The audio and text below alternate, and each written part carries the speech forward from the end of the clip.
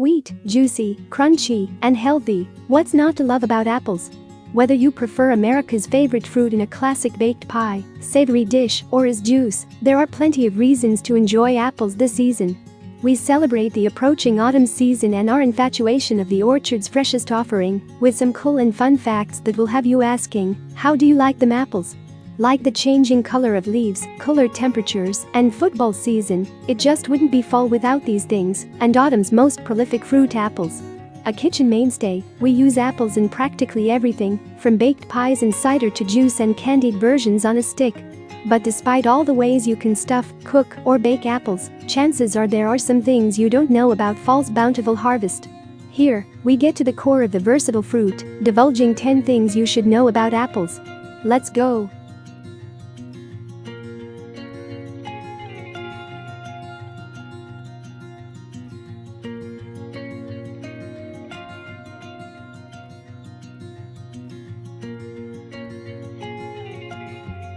Apples were first cultivated in the Caucasus of Central Asia between the Black and Caspian Seas, and there is even archaeological evidence from cave drawings that indicates apples were eaten by humans as far back as the Stone Ages. The United States grows an estimated 2,500 varieties of apples, yet apples aren't the most popular fruit in the country. Bananas, as it turns out, win the produce popularity contest in the US. However, apples come in a close second, taking home the prize of fall's favorite fruit. While red delicious apples are the most widely grown of all the apple varieties, golden delicious and Granny Smith apples join the ranks of favorites among consumers. The Greeks and Romans liked and cultivated apples, and the oldest apple recipe on record comes from an ancient Roman cookbook from the 1st century AD called De Re Culinaria, The Art of Cooking. The primary author was a gourmet known Marcus Gavius Apicius, and the book contained a recipe for diced pork prepared with apples. The crabapple is the only apple native to North America. British settlers were the first to bring European apple seeds, cuttings, and plants to America when they arrived in Jamestown, Virginia in 1607. By the early 1900s, there were more than 14,000 distinct Native American apple varieties grown in the U.S. Today that number has dwindled to 2,500 across all 50 states.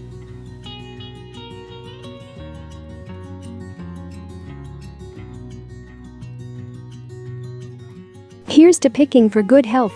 Apples contain a soluble fiber called pectin and flavonoids that help to lower cholesterol and clear arteries, making them a heart-healthy fruit. Thanks to the presence of boron, apples are a great food source for improving mental alertness and strengthening bones. And there's a reason why dentists, along with physicians, recommend apples. They're useful for getting rid of plaque, and they contain a chemical that aids in dissolving teeth stains after drinking coffee or other dark-colored drinks. Not to mention, apples don't have any fat, cholesterol, or sodium, and most importantly, they're also a good source of fiber. In fact, a medium-sized apple with the skin has about 4.5 grams of fiber. With the peel offering a bulk of the fiber and antioxidants, you can put down the benefiber and just grab a crispy apple or two.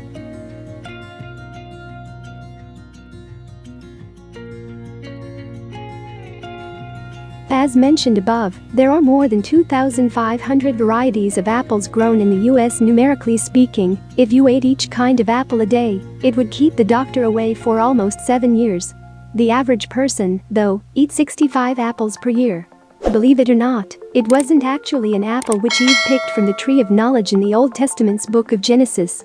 In the original story, the fruit which Eve picks is not actually made clear and is just referred to as a fruit. There have been a number of suggestions over the centuries as to what this fruit was, ranging from figs to olives, grapes to bananas. It wasn't until around the 12th century that apples started to be referred to as the forbidden fruit.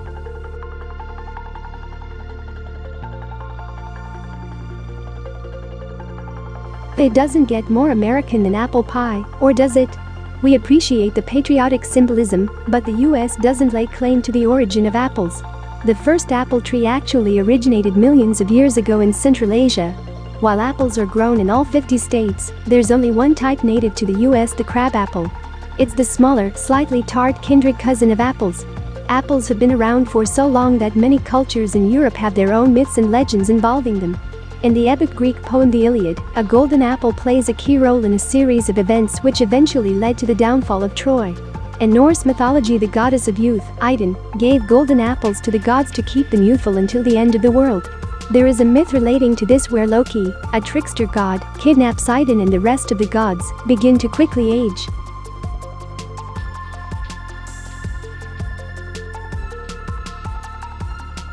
We hate to break tradition, but Granny Smith and Crispin apples aren't the only good apples of the bunch to use when baking. Any hard, firm apple will bake perfectly in a delicious apple pie or crisp dessert. The exception being Red Delicious, because its texture doesn't allow it to hold up well in the oven.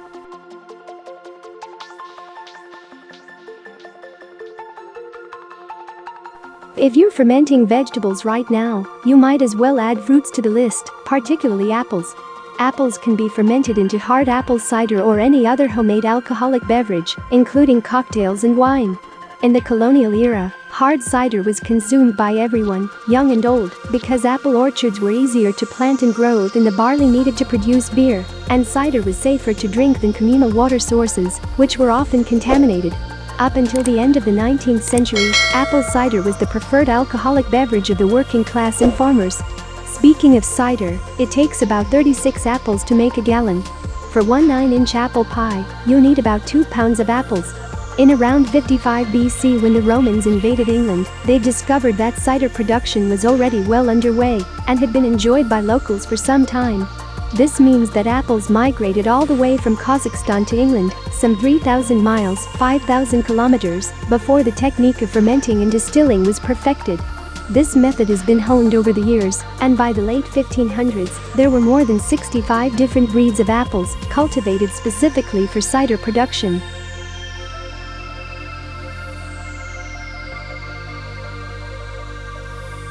We've all heard the age-old English proverb, but did you know that there's actually quite a bit of truth to it? There are a large number of health benefits which can be obtained from apples. The acids found in apples help fight against gout and indigestion. These acids also help the fruit become digested faster, as well as assisting in digesting any other food you may eat at the same time. Another form of apple homeopathy is to eat a ripe sour apple just before going to bed to cure constipation. This actually leads to another old saying: to eat an apple going to bed will make the doctor beg his bread.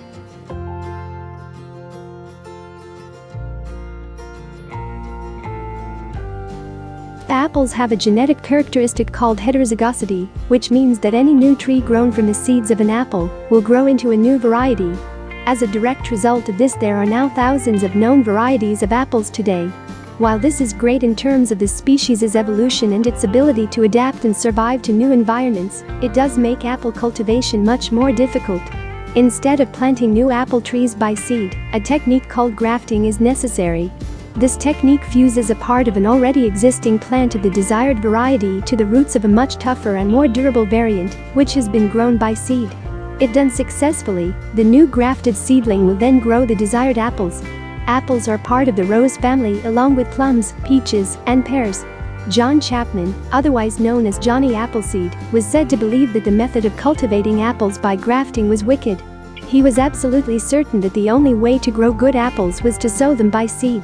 The story goes that he collected seeds from cider mills in Pennsylvania and proceeded to distribute and sow apple seeds far and wide across huge swathes of the USA. The apples grown from these seeds weren't good for eating though, just for creating booze. So next time you enjoy a crisp glass of apple cider, say cheers to Johnny Appleseed.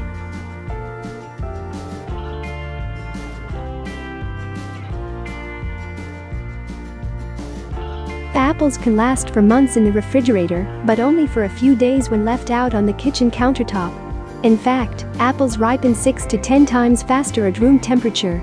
As far as that shiny appearance we've all come to love about apples, the wax is applied after they've been harvested to make them not only look appealing, but also to block bacteria and slow down their ripening.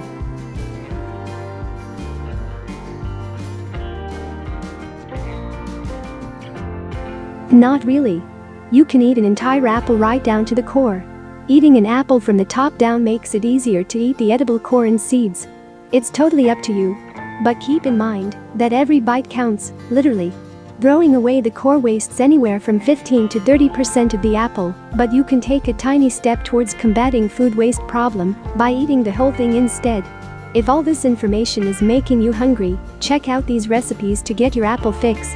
Now, you can consider yourself more in the know the next time you bite into a firm red delicious apple or bake an apple pie. That's it everyone, this is the video for today. I will come back with more informative videos. I hope you guys like this video, and don't forget to subscribe my channel and share it to everyone, this helps and motivates me a lot. Thank you for watching and see you in the next video. Have a good day with your family and friends.